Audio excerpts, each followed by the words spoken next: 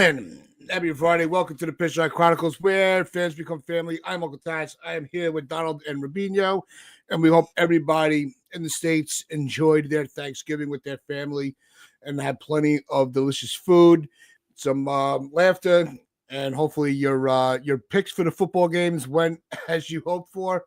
I know yesterday is one of those big day for amateur gamblers. Hope you were responsible about it.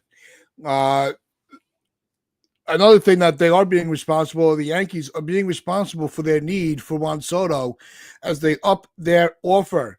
They throw in some opt-outs, and they have shown their hand that, yeah, we gave our initial offer, but that is not where we are going to stop, regardless of the other teams that are in the mix. The Yankees are all in at this point on Juan Soto, and I'm all in for it.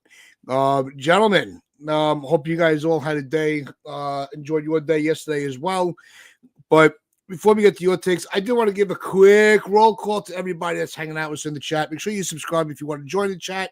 Make sure you like and subscribe as well, as it helps us with the algorithm. Do want to say a good morning to CT Cards. Hope you are feeling well. BC, Ken, John the Beagle Dad, Jonathan, always in the top of the list on the chat.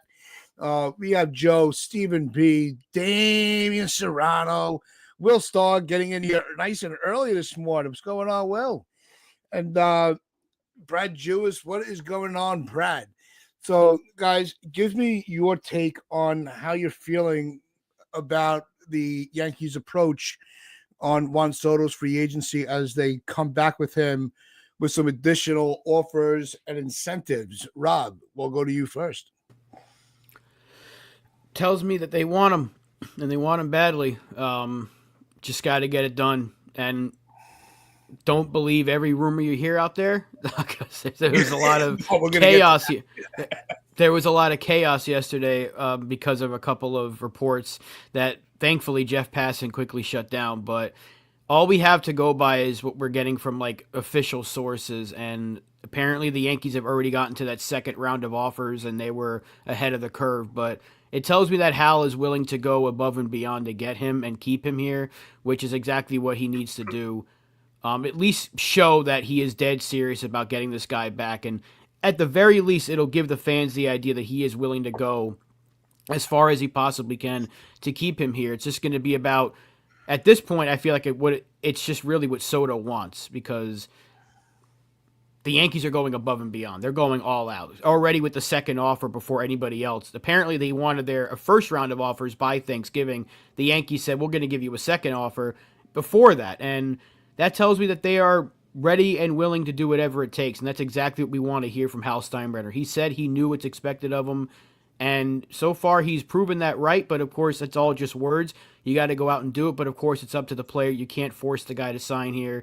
Let's just hope that he does. And we could be getting closer to a decision before we know it. We knew that apparently that deadline was in a couple of weeks, but I was talking to Donald yesterday. He said it could be sooner. Just by the way that things are rolling along right now, it could be a lot sooner before the winter meeting. So, hey, we could be getting a decision any day now for all we know, and hopefully he stays in pinstripes for the rest of his career. Yep. You want a quick shout out to a couple guys that just joined the chat. What's going on? Mike Lopez, Jake Boss, Dev Finch. Enjoyed texting back and forth with you about family yesterday. Glad everything was well on your end. So, Donald, let's get your take. Well, I mean, I'm not counting out the Mets or the Red Sox. Red Sox are really going in hard. And the Mets, I think, are still probably seen as the overall favorites for this because they can offer him an unlimited amount of money. I don't think Cohen's going to be outbid under any circumstances. And then you add the prospect of Soto being like the star of the show in New York and over in Queens. Maybe that's appealing to him. Because if he comes back to the Yankees, then he's second fiddle to Aaron Judge. He's not in my opinion, but in general he will be. So I wonder if that's enticing to him. Another idea would be if you went to Boston. It's a kiddies play park for him. He's going to put up just ridiculous numbers there, and he'll be right beside Devers, who's another absolute machine and a friend of his. So that could be appealing as well. I mean, that's a good baseball town. As horrible as they are over there in Boston, it's a baseball town. So there's a lot of appealing aspects to other teams as well. So I don't want to just come at it going the Yankees have the Yankees. Trying to look at it from another perspective. Good lord!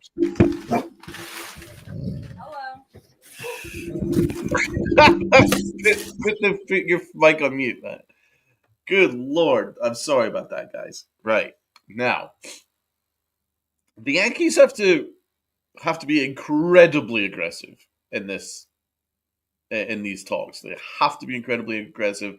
I love the sound of the fact that Hal Steinbrenner is making a second offer. I don't know if that means that the first offer is way off all the other ones, and that's why they had to up it. Obviously, we're not privy to those talks. I've heard rumors that the Yankees had the worst offer out there, so they had to up it to take the lead. But the fact that we're doing that is a great sign. Just have to continue to push that. I want to push it to Juan Soto that to be fair, in a couple of years' time, he is going to be front and center of everything for the Yankees because he's only 26. Aaron Judge and Garrett Cole are in their like 33, right? 33, 34 range. Big G, I mean, at best, he's got another year, 2 years of great baseball in him. And I would say in about 2 years' time, it's going to be Juan Soto's team. Juan Soto will be the guy because he'll be in his prime, and that's what I would push. I would push the fact that you would have the greatest duo in baseball with Aaron Judge if he came back, and you saw the what it did. I mean, just Soto's mere presence there helped Aaron Judge get a ton of pitches to hit and got him up to 58 home runs, and then vice versa. Juan Soto had a career year himself playing beside Aaron Judge, and there's really the sky's the limit for that partnership. So he just pushed that, bro. And also the endorsements. This is another thing that no one's really talking about. The endorsements that would happen if Juan Soto came back to the Yankees would be crazy. Not only would the Yankees be able to corner the Dominican market. Now, the Dominican market is huge for baseball. They live, breathe, die baseball. If the face of all Dominican talent, Juan Soto, is a Yankee, then all kids that are watching the game are going to be Yankee fans. They're going to be wearing Soto jerseys, right? So that will really be a huge thing there. The Yankees then can send out T-shirts, sell T-shirts, a ton of T-shirts of him and Judge or whatever. I mean, I had a T-shirt in 1998 of the Murderers Row of Bernie Williams, Tito Martinez, Derek Jeter. I had that. So I mean, they could really push that kind of stuff too. So I just think that the Yankees really need to continue to press this, full court press, whatever it takes. I think it would be a great thing for endorsements and for Juan Soto if he stayed in New York because his relationship already with the fan base is incredible. It's the quickest I've seen that a fan base is completely taken to one guy. They took to him instantly. It was just like instant love. So I think it would be a really great thing if he could come back. I mean, it's my number one only priority. Juan Soto, he has to come back because I hate to think about the possibility of what this Yankee team is going to look like without him. That's how important he is. He's the most important player in this team by far. Yep. I apologize for earlier. You all know my dog is a horse, and he had some company walk in. No, I think, look, there's nothing that's going to stop Hal Steinbrenner from being one of the last guys standing. And I think we've been pretty, steadfast on it that it's going to be between either New York team. There are going to be some other teams that disrupt the negotiating, but everything is in the control of New York. I like this one comment here from Raziel, and shout out to everybody that's hanging out with us in the chat again. Appreciate every single one of you. Dominican people end up in New York City. It's like Japan is to Cali, DR is to New York City. I thought that's an interesting take because it does have validity to it. Rob, what do you think? I mean, you can say that about a lot of places. There's a lot of Dominican people around the country, so it's not like it's only in New York. But yeah, there is a huge Dominican population there. But I don't think it's only about that. He was here and he knows what it's like. And Donald mentioned the fans loved him immediately, and it'll be like that no matter where he goes. If he went to Boston, they're going to love him immediately. That duo of Devers and Soto would be phenomenal. A duo of Lindor and Soto would be phenomenal. So it's not like the Yankees are the only team that can give him a great duo. It's just that Aaron Judge is better, in my opinion, than those other two players. And it's no disrespect to those guys because they're fantastic. It's just that Judge is a two-time MVP now, and he would be paired with the two-time MVP. And he was the third place guy for the MVP race. So it's like you have two top three players literally in the American League in the same lineup. That gives him a reason to kind of take it easy because he knows he's got Aaron Judge, and if he signs sooner rather than later, it's going to give the Yankees the ability to add to this roster. Whether go get a first baseman, go add to the bullpen, whatever else they need to do, whatever else Soto wants them to do, because it's clear that he wants that relationship with Hal that Judge and Cole have, and Hal said he wants to do that. Aaron Judge and Hal Steinbrenner have a really good relationship ever since that extension was signed, and Soto wants that with whatever owner he plays for. So I think and Willard, we're not going to talk about the playoffs anymore. We know what happened in the playoffs. We're talking about next season. We're trying to keep this duo around. It doesn't matter what happened last year anymore. Right now, we need to focus on bringing the guy back. So, I mean, we're not going to keep talking about Aaron Judge's playoff. We know he wasn't good. There's no excuses for it. We just got to hope he's better. There it is. That's the end of that discussion. But there's no denying it. You keep those two around, your chances of getting back to the World Series are a lot greater than if Soto's gone and you pair Judge with Santander or something like that. There is no difference, or there is a difference, a huge difference between the two duos. Judge and Soto is the best duo in baseball. And if you break that up, you're going to have a tough time getting back to the World Series. Yeah, and that's really all. That's what it comes down to. It's getting back to where they left off to finish what they started. And it all starts with getting Soto on this roster. And I know there's a lot of other issues that the Yankees need to address. But if they're going to make sure, I don't think that money's going to be the issue, overall. But I think that the Yankees want to know exactly where they're standing, what they can offer, where they're not completely paying another team's payroll and taxes. So they have to be a little business savvy about it as well. But that doesn't mean that they're going to be cheap. They're going to get they're going to address the needs that they need to. But right now, the priority is Soto, and Soto understands that not just with the Yankees, but with any other team that's in the bidding. He sees the downfall of what happened to a lot of the Boris guys last year, the Boris 5 that spring, pitchers and catchers reporting, and they were still waiting for their offers because Boris wanted to keep playing games. So they have to make sure that they have enough of a budget to go and address the other needs, which is why I said last week, I'm giving a lot of credit to Soto for wanting to get this done as quickly as possible and not draw it out throughout the whole offseason, because that could put a monkey wrench into everybody's roster across baseball. No, I agree with that. Let's pick up on a couple of points here. Yep. Some good points. Rajiel the Great has a decent point here. If Soto wasn't coming back, I doubt he would have his own demands to ownership on how to make the team better. I completely agree with that.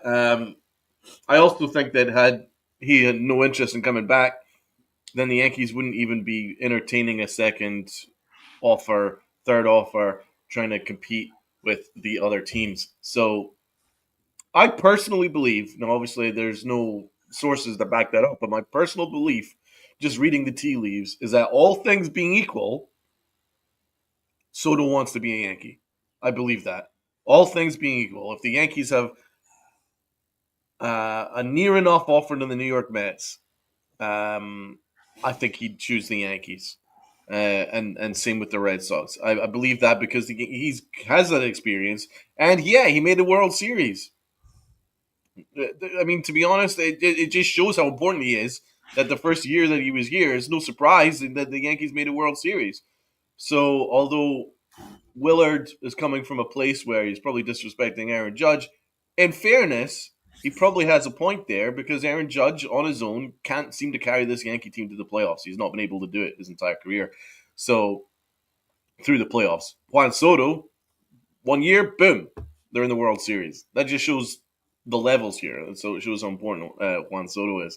And he's a better playoff player than Aaron Judge. And so is Big G. So we have to bear these things in mind because, as I saw an earlier comment, come on, we're not in the T-shirt business. We're in a World Championship business.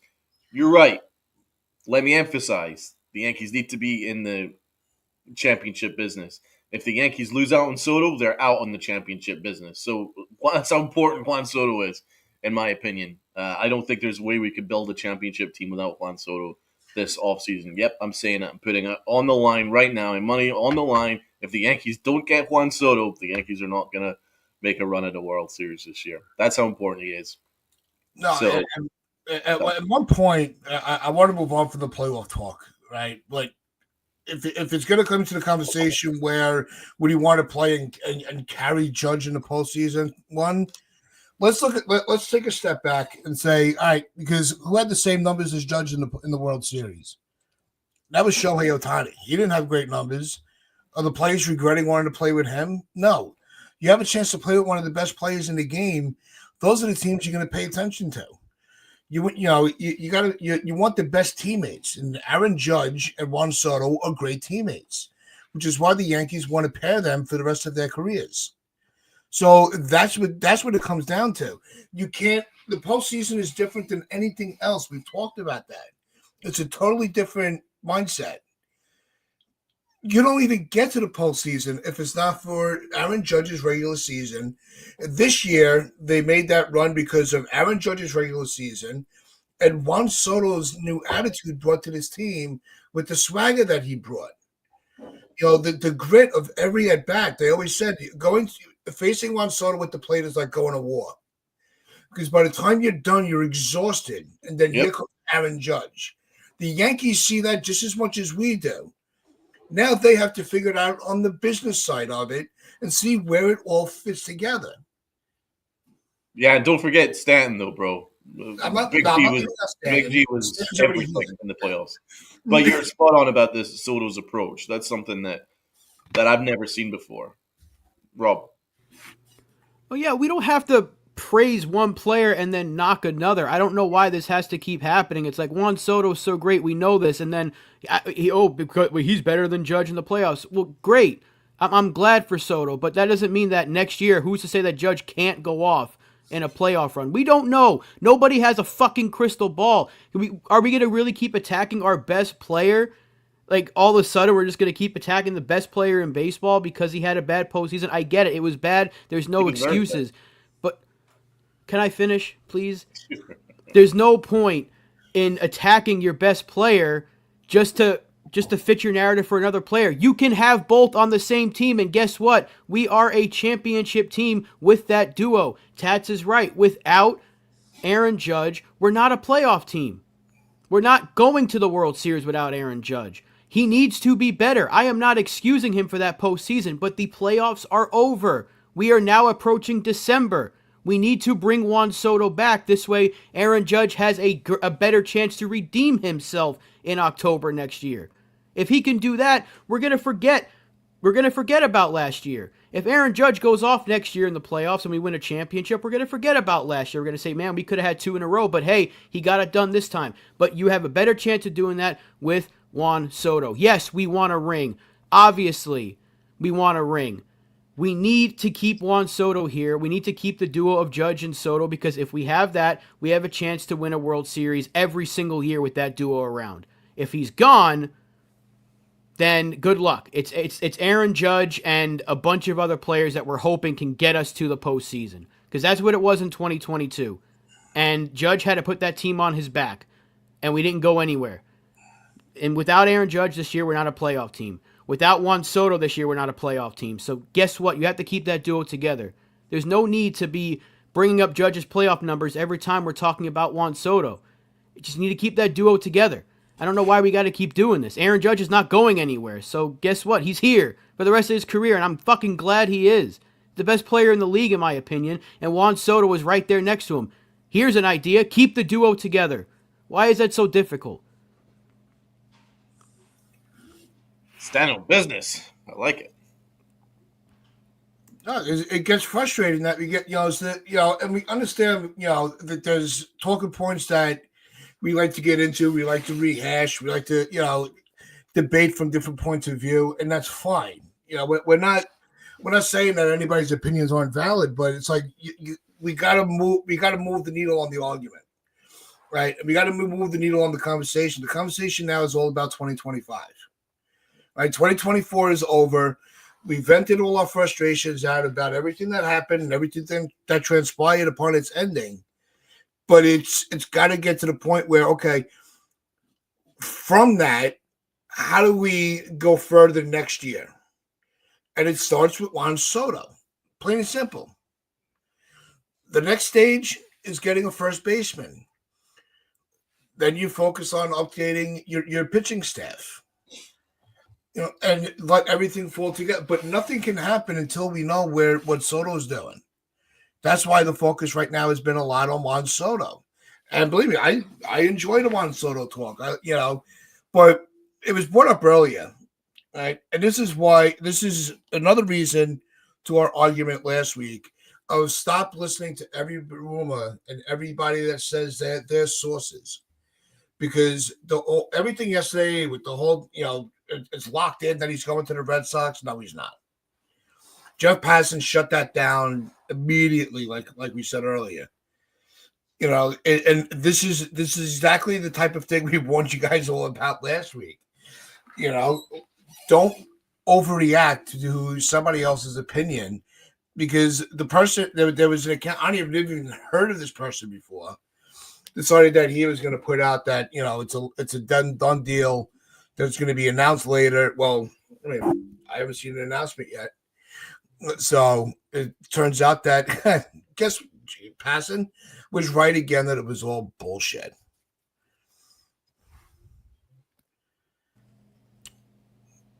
That's true. And Mike and Jack, you guys are echoing what I'm saying. To keep that duo together, you have the best chance to win a World Series. Judge's playoff numbers aside, you keep that duo together, your chances to be the best in the league are better than not having them together. Because you think we're getting to the World Series with Judge and Santander or Judge and Soto? Answer that question for me in the chat. There's 86 people in the chat. Answer that question. What duo would you rather have? Aaron Judge and Santander or Aaron Judge and Juan Soto? There shouldn't be a contest. So you guys are just proving my point. You need to keep that duo together. Anyway, don't believe every rumor you hear. Just wait for Curry, wait for Passan, wait for Rosenthal. Sometimes Nightingale's right, very few times nowadays. Same thing with John Heyman. But wait for these guys. Wait for the Joel Shermans of the world. Wait for the verified accounts that have been around for years and years to put out the information, because this happened last year with Yamamoto when everybody from Pat McAfee show and Barstool Sports, they're all saying, I'm hearing Yamamoto to Yankees, I'm hearing Yamamoto to Mets, and he goes to the Dodgers. So unless it's no, we didn't get Santander. No. If it's a verified source, then trust it. But all we have to go by right now is the Yankees apparently have a second offer out that was put out by Heyman, and Feinstein kind of backed that up. That's all we have. So until he signs on the dotted line, we're not going to know anything. And it's kind of convenient that as soon as that offer came out, that all of a sudden these Boston rumors are starting to swirl. So you think Scott Boras is maybe getting into the... I don't even know. Would Scott Boras be contacting this Boston podcaster? I don't think so. So just, again, PSA for a second time in the last week. Don't believe everything you read. People might have sources. People probably don't have the sources that they think they do. Let's just calm down until we see an actual decision. But Boston is a real threat, like Donald said earlier. They are an absolute threat because that's a good team with one of the better players in the sport, and they have the financial flexibility to add Soto and pitching. I think they're going to go get Max Fried now because Snell's off the market, and they really wanted Blake Snell. Or they have the trade chips to go get Crochet. They can absolutely upgrade their team because they made that promise to Devers when they extended him. So getting Juan Soto would be a hell of a start. They are an absolute threat to the Yankees in this, so we can't take them lightly. But just because a Boston sports account puts out that he's going to the Red Sox doesn't mean he's going to the Red Sox. Yeah, there were a few people mocking the whole thing, that he's going to Miami, lock it in. It got comical at the end of the night. But it's the same thing with Arson Judge. It's the same thing when Ohtani's on the jet to Toronto. It's until you see something official from a reliable source or MLB or the team itself putting a statement out, nothing is done. Yeah, so the account we're talking about is at Beyond Average Mick. I'm sorry. I'm not going to buy a Beyond Average Mick over Jeff Passan. I'm sorry. That's not happening. I don't know. I don't know what he knows. He's saying that it's done deal. I don't know what he knows. I doubt it. I think most likely. Well, to be honest, we already heard from frickin' everybody that Aaron Judge had already signed with the Giants. Yep. And then, within a phone call, he was a Yankee again. So, again, even if he made a verbal agreement, it means nothing until it's all settled, signed, blah, blah, blah. And I'm not saying that he has, because I think, and most likely, he's just probably had a really good conversation with Devers, probably had a really good conversation with the Red Sox, and probably said he'd be interested in signing. That's probably what it was. And then the Red Sox gas bags got very excited because they want to piss on the Yankees parade. They want to. It's their raison d'etre. If they could piss off New Yorkers, they will do it. That's their whole raison d'etre over in Boston. So I wouldn't be surprised. I think this is a whole lot of bullshit. Jeff Passan absolutely stood on business and said that I am thankful for reporters who don't make up stories. I am also thankful that Soto has not yet agreed to any contract, which means you can enjoy your Thanksgiving. So we will take that as gospel and enjoy the rest of our time with our families, etc. I don't believe that there's any truth to that. I do absolutely think that the Red Sox are making a great run at it, but I don't think that anything has signed. And as I said, even just look at the way that things transpired with Aaron Judge. The Padres had the best offer on the table, and the Giants essentially signed him, but the Yankees got him. So a lot can change in free agency. A lot can change.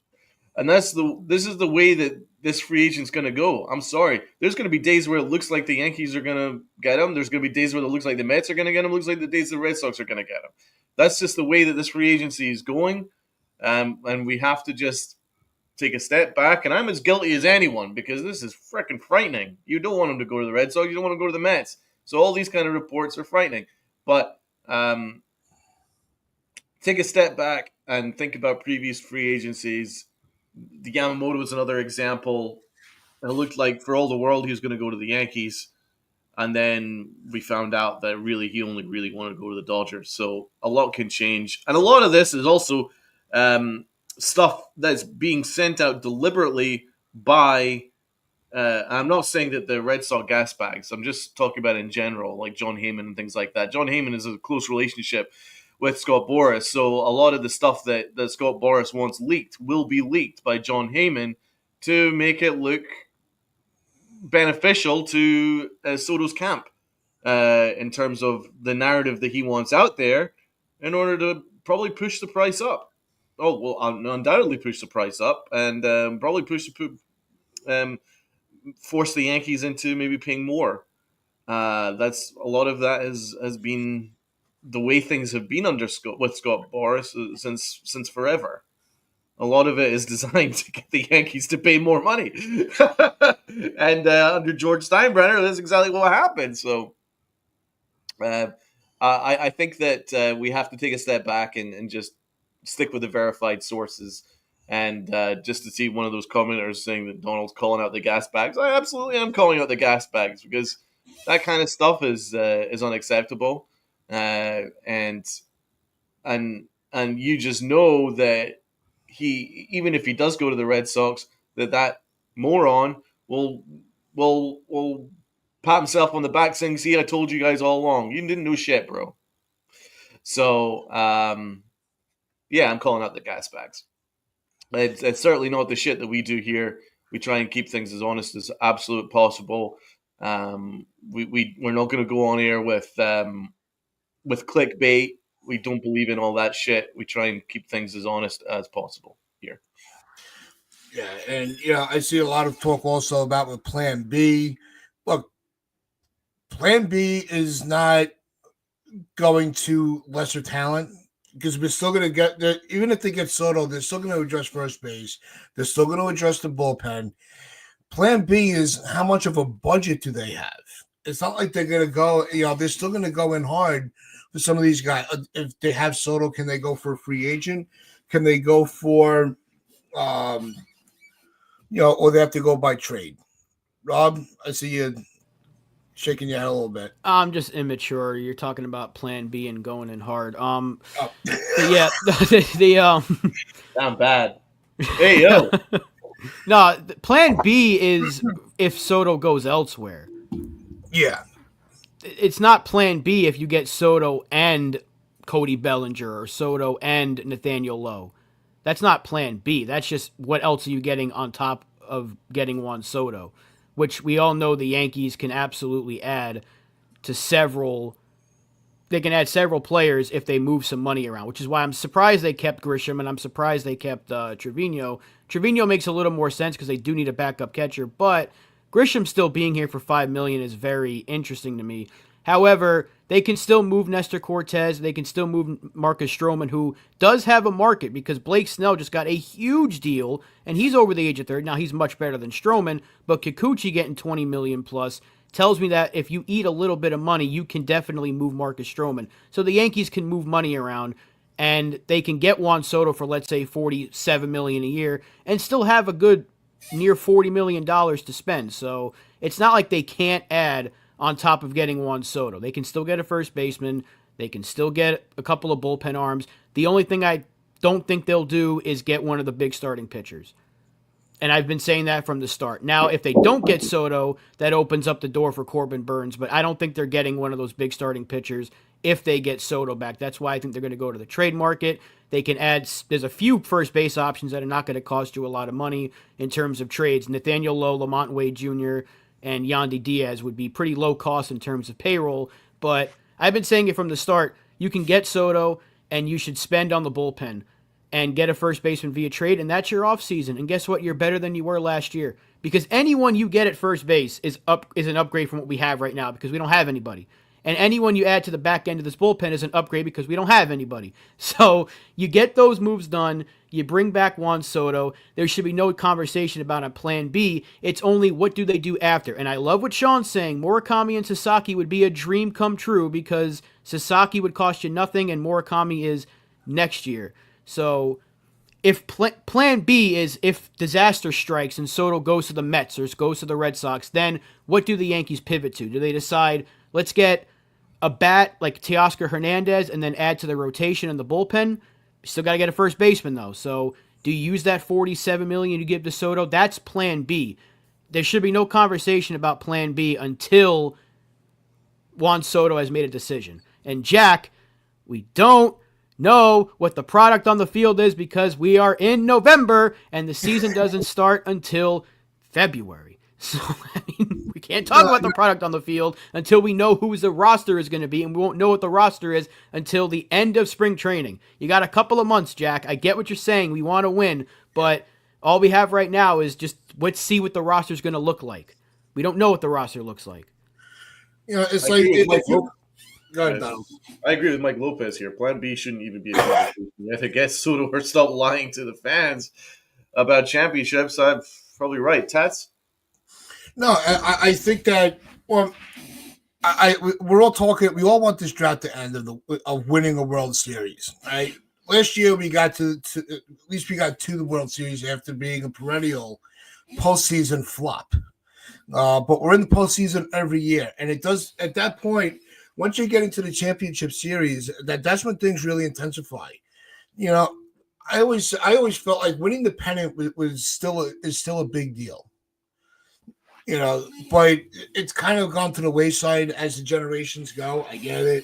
I'm a little old, and even more old school. But the product on the field, look, I've gone to a lot of games. Donald and I, we've gone to games together. It's not as expensive as you think. Right? There are ways to actually get to a game that's very affordable. So I don't want to hear they're pricing everybody out. They're not. You just gotta just be a little creative with your budget and how you want to go to a game. I'll leave that at that. And we can talk about ticket prices and all that another time. We have a long off season, but I think that the product on the field, this whole plan. Here's Plan A: retain Soto, sign a first baseman, secure up your bullpen. Maybe get another starter if it falls into your lap. Plan B is everything except for Soto. All you're doing is taking Soto off the table and maybe going after a Teoscar.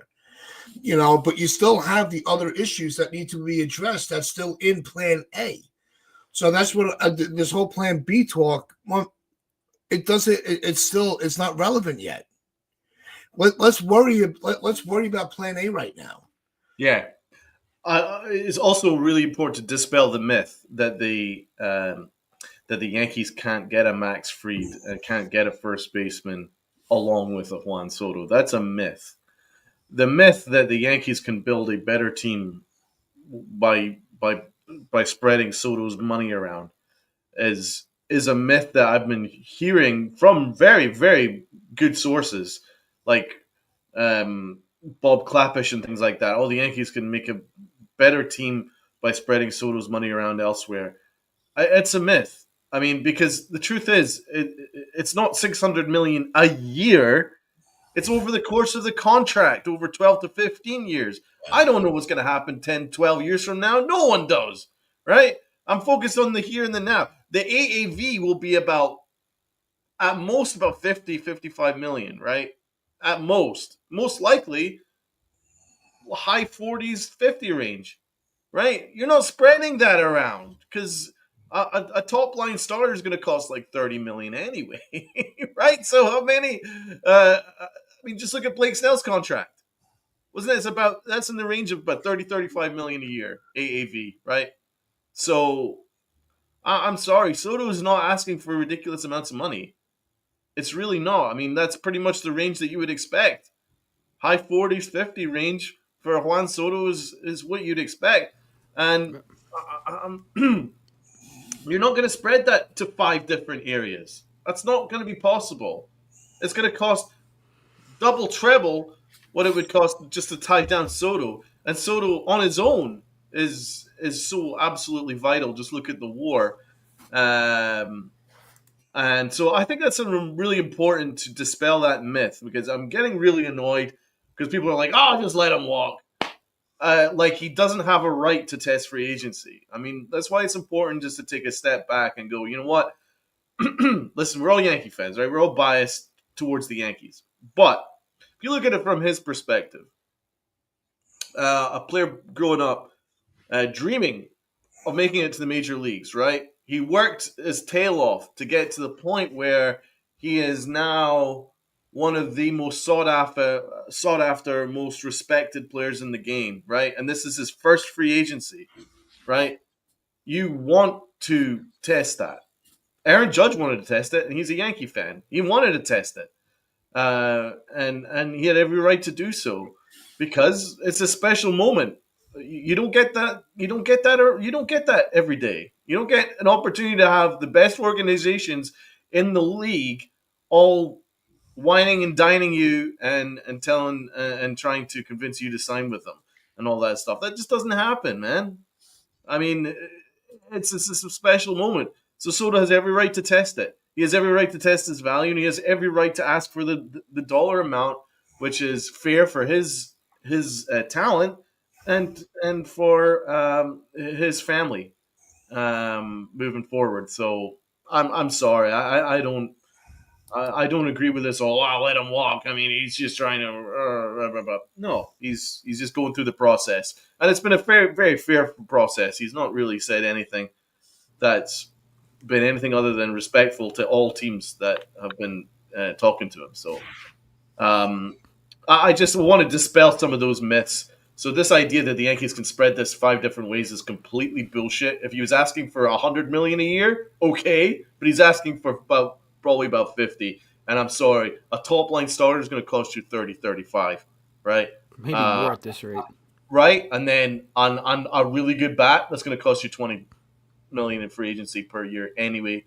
So it's not getting spread 5 different ways. You're getting a couple of inferior players for that money. That's why it's a myth. The Yankees can absolutely, I promise you, no matter what Hal Steinbrenner says, I promise you, the Yankees can get Juan Soto and then go and sign Max Fried. They can do it. They have the budget to do it. All they need is Brian Cashman to get a little creative to shed some of these terrible contracts that he has got. Get rid of some of those bad contracts, and this Yankee team can easily afford Juan Soto and afford all the other areas that they need to upgrade. So let's dispel that myth. Please, I promise you guys. Yeah, I want to bring up. You want to add anything into that, Rob? I mean, he's spot on. I mean, it's just kind of reporters putting out information that really doesn't need to be put out because, like Donald said, let's just say the number for Soto is 50. You're signing 2 players for that, like he just said. Corbin Burns, because he's the best one available, or let's just use Max Fried. He's going to get $30 million. Blake Snell just got $33 million. That's with deferrals. If there was no deferred money, it would have been 36. He would have beat Cole's AAV with that contract. So Max Fried's going to get like $34 million minimum at this rate. He might get, I would say, minimum 30. So right there, that's 30 of 50. So you got $20 million left. Who are you realistically getting for $20 million? Christian Walker, who's 33 years old, 34 years old? I'm sorry, I don't want that. I don't want Walker and Fried at the cost of Soto. So it's not like you can say, take Soto's 50 and you can go get 5 other players for $10 million. That's not how it's going to work. So the fact that it's a guy like Clappish who's putting it out there, it bothers me because you see that from fans who may not know how the budget works, and I understand that, but to see that from a reporter that's been around for as long as he has, that's actually a really fair deal for a player like Juan Soto in this day and age. Look at what some of the top guys are getting now. $50 million a year for Juan Soto is actually not as outrageous as it might have sounded way back in the day. So, like, if A-Rod at his peak was a free agent right now, he'd be getting 50 and you'd be like, give him more. That's how good of a player A-Rod was. So, this is a new age where the players are going to get a lot more money because every year teams make more money and the players get paid more. It's not going to stop. Now, so the idea of, oh, you let him walk and go sign 3 other players, no. It doesn't make your team better. It may look a tiny bit better on paper if you add an ace starter to go along with Cole, but you take Soto out of this lineup, there's not 2 players you can add that would equal his production. This is not Moneyball where you can sign Scott Hatteberg and Jason Giambi's brother to replicate Jason Giambi's on-base percentage. I'm sorry, it's not working that way. So you're not replacing Juan Soto with Christian Walker and Anthony Santander. And those are the 2 names that I keep seeing, or Bregman and Walker. I like Bregman, but they're not replacing Juan Soto. And what's going on, D-Rod? Thank you for joining us this morning. I want to bring up this other comment here as we kind of shift a little bit into the other part of the show with the Dodgers and them being a juggernaut. is he goes, why can't you see Yankee fans are being sold fake BS? You either sign Soto or stop saying money is not an issue. There's got to be a ceiling on it. I brought this up in the beginning of the off season. And I think the issue is the Steinbrenners are not the only ones with unlimited pockets anymore. And you have Steve Cohen now, who's independently just wealthy and still has all his other business ventures that he can bring in to even increase his budget even more. The Blue Jays are a conglomerate owned by a conglomerate. The Orioles just are getting on the verge of some new ownership with very, very deep pockets. And the Dodgers, who have a group of owners with unlimited funds. So, no, it's not that the Yankees are being cheap or they're afraid to go deep into their pocket, but you got to be smart.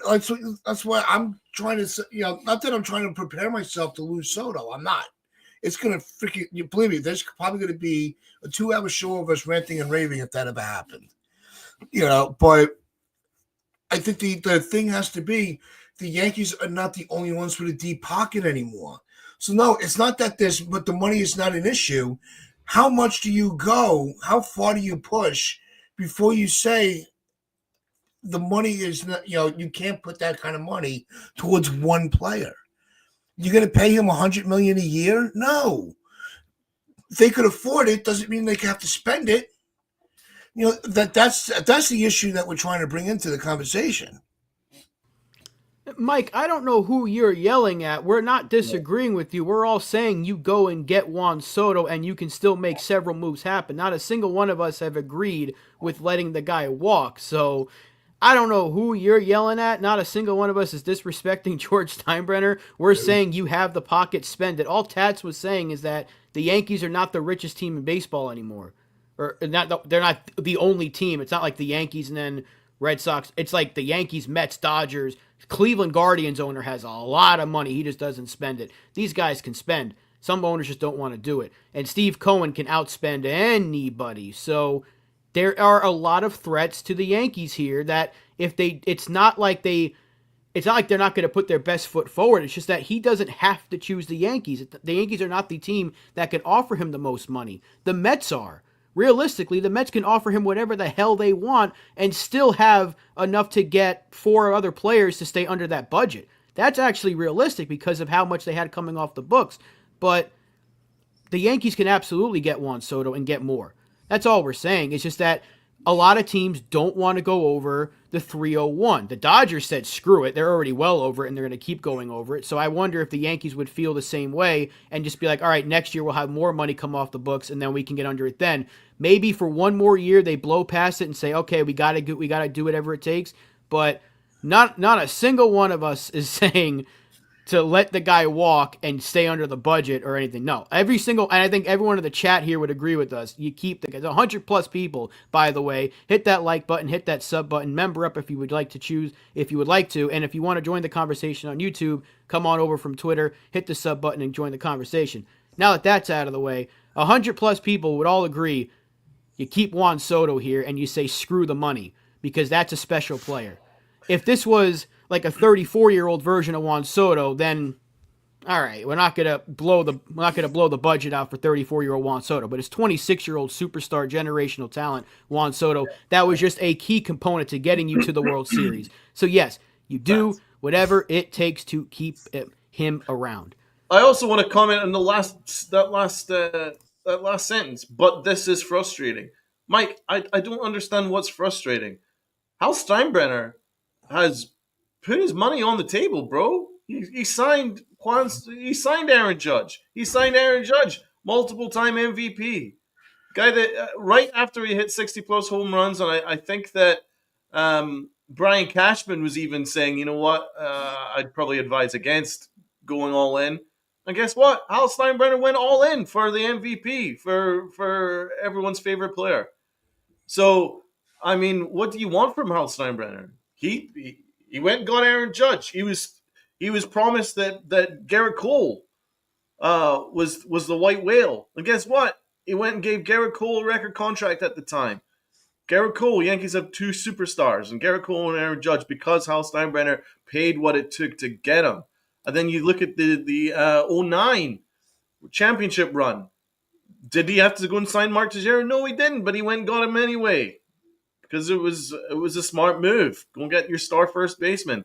CC Sabathia, he went all in 2009. And by the way, Brian Cashman once again advised the Yankees, if A-Rod opted out, not to extend him. And what did the Steinbrenner family do? They extended A-Rod. The Yankees pay the money, man. The Steinbrenner family have always paid money. So this idea that Hal Steinbrenner has stopped spending any money since George has died is not true. They do their best.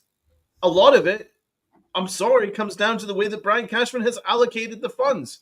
There is a ton of money at the moment which is tied up in players that are no longer Yankees. That's just a fact. Aaron Hicks, for instance. So let's be honest here. I don't think Hal Steinbrenner's spending is an issue. I think the way the Yankees have spent it is an issue. That's more of an issue, really, than Hal Steinbrenner. Now, is Hal Steinbrenner perfect? No, I really wish that he would stop talking about budget. I really hate that. But in general, I think that he's done a fine job. I think he's done okay. I think it really comes down to the way that the baseball ops have performed, and it's been mediocre. So let's put more pressure on the Yankees baseball ops in terms of player development and personnel. I think that's more important. What would you guys say to that? Well, first, I just want to give another shout out. Ken, appreciate you gifting the memberships. Another 5 memberships have been gifted. Ken, you are the GOAT. Appreciate it. It's, Rob, let's get you a take. You haven't had the mic on a little bit. Well, let's welcome in the new members that were gifted by Ken. So we got D-Rod was gifted, Marshall Brown, Nando, BC, and Felix Nunez. They were gifted memberships from Ken. So welcome everybody to the family, Gabagool. Now, the Yankees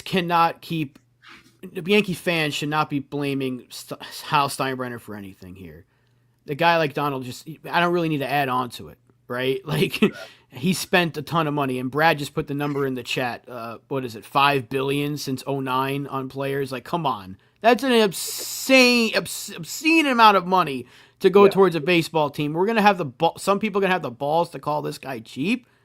Yeah, and D-Rod, you're right. If the budget was 150, then that's like, okay, we gotta steer clear of going over that. But it is $300 million. You shouldn't need to spend that. I get his point. You shouldn't need to keep throwing that out there, but when you can afford it, you might as well. There's no cap. There's just that luxury tax nonsense, which, by the way, is another conversation. Other teams need to start spending money, but the Yankees can absolutely afford to go over that money. It's just that they don't want to because they keep having to give their money to other teams that aren't spending it.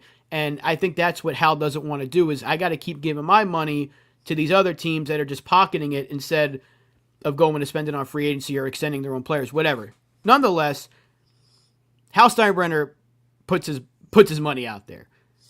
The Aaron Judge situation is the case in point to that. Uh-huh. Without Hal Steinbrenner, we don't have Aaron Judge. And actually, without Hal Steinbrenner, we don't have Juan Soto in the first place because he's the one that pushed to give up King and Thorpe, both of them, to get Juan Soto. Cashman didn't want to do it, but it was Hal that said, no, we need him. So, yeah, let's put a little bit...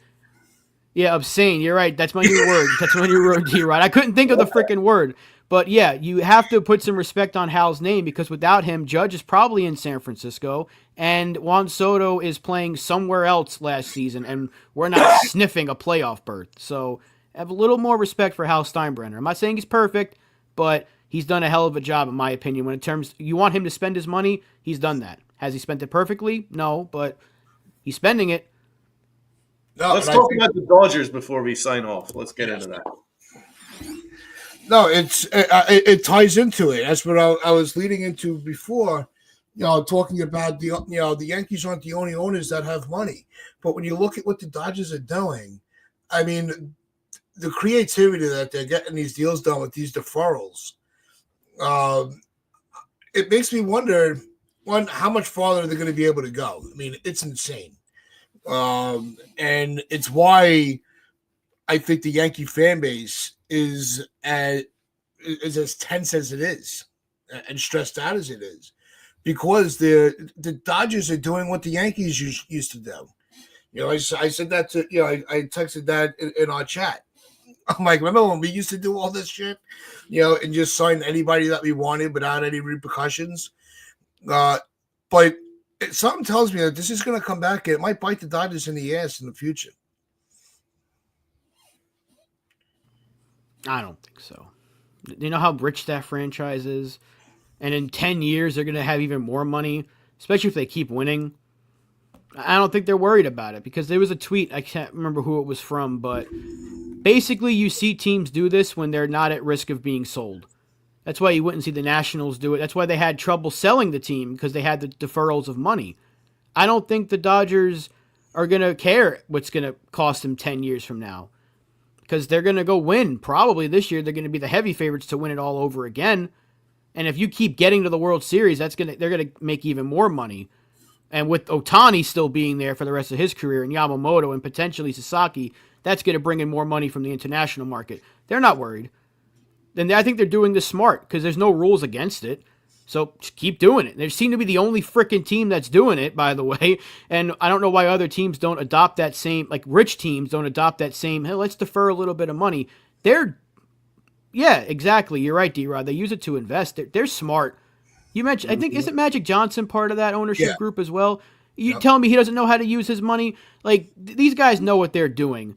And there's a reason why they're always at the top of the NL every single year in terms of payroll and standings. They're going to keep making money hand over fist. They're going to sell out, and they could be the next dynasty, which is why the Yankees need to do whatever it takes to keep Juan Soto around and try to stop that dynasty from happening, because they could be the next 90s Yankees if they keep this up, because they just continue to spend and they don't care about it, and they keep using the deferred money to their advantage.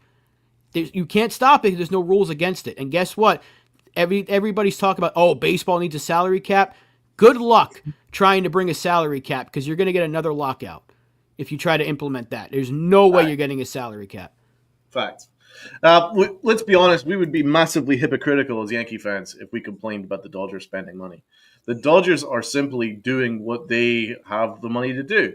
Yep. They want to be the best, and they're doing whatever it takes to be the best. And from in my personal opinion, I respect the hell out of that. I really do. I respect the hell out of that. Because all the Yankees got criticized for during the 90s and the 2000s were that they were buying championships, which I think is the most obscenely ridiculous statement I've ever heard. Because all it means is that the Yankees in the 90s and the 2000s spent the money that they had available to them as the richest franchise in baseball. So they went all in to try and win, and they continued to do so. That's just doing what you would naturally expect. And it's no different than any other franchise in sports that are the best. You look and complain about, for instance, the Kansas City Chiefs. They're the best, and they continue to go and continue to add to their team, right? Because they're so what? You're going to criticize them either? Thing is, I have nothing but respect for the way the Dodgers are going about things. And I don't think this deferral thing's going to come and bite them in the ass, because let's be honest here, they've cornered the Japanese market. They've now completely cornered the Japanese market. Now Japan are Dodgers fans. They used to be Yankee fans when we had Matsui and Tanaka. Now the Dodgers have taken the Yankees, wiped the floor with them in that market, and now they're getting all the Japanese talent. And now in Japan, they're Dodgers fans. So they're going to get that money consistently from a huge Asian market. That's going to help them in the future, from now and the future. And the Dodgers are the second most profitable franchise in all of baseball, behind the Yankees. They are the second most profitable, and they are the best franchise in baseball, way ahead of everybody else, including the Yankees. And they wiped the floor with the Yankees in the World Series. So all they're doing is just standing on business. and they just want to continue to get better. I fully respect that. The deferrals, listen, that's up to the player. If the player's okay having their money deferred, then we can't complain.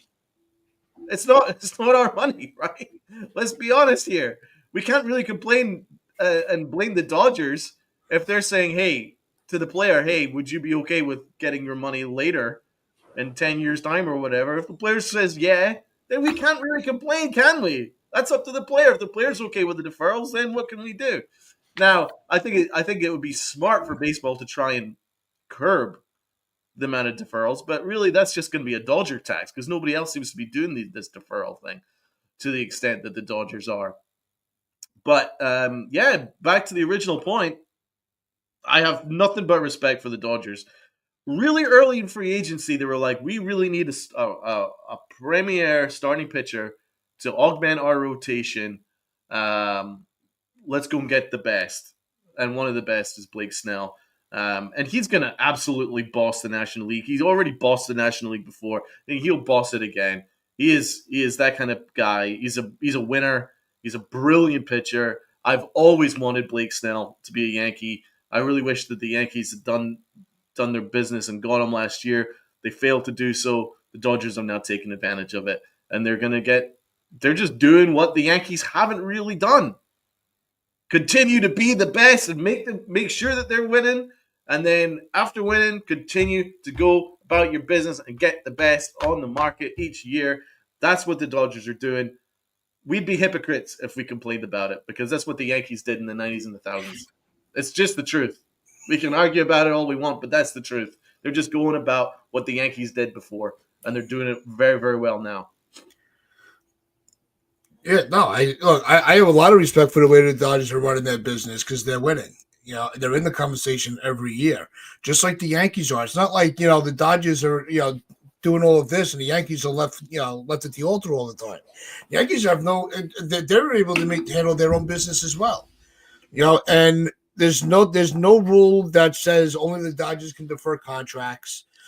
It's every team can do the same thing. I think that for a discussion for another day is how do these deferrals affect the year-to-year finances as far as with the revenue sharing and all of that, with the taxes, and what how that could affect baseball into the next CBA. That's something that could be discussed later on. But I want to get Rob. I want to give Rob the floor one more time for his final take on it. I don't have any hate for the Dodgers. I know they beat us and all that, but they're a great team, and they did it while having 4 or 5 starters being hurt. Now they just got better. They're going to have Ohtani back next year pitching. They're going to have Glasnow pitching next year. They're more than likely going to get Sasaki. That team is disgusting. And yeah, they're probably going to go and bring back Teoscar Hernandez. And if they really wanted to, if they really freaking wanted to, they can probably get Juan Soto. So they can do whatever the hell they want. And I wish the Yankees operated like that. I'm not saying I want them to spend $400, $500 million, but the Dodgers said, screw 300. We're going to blow past it because we know we're going to make our money. I wish the Yankees would say the same thing because they can afford it. Now I get it. We're not running the show. We don't know how much they have to pay behind the scenes and all that. But when you're the New York Yankees and you're making money hand over fist, you should spend it.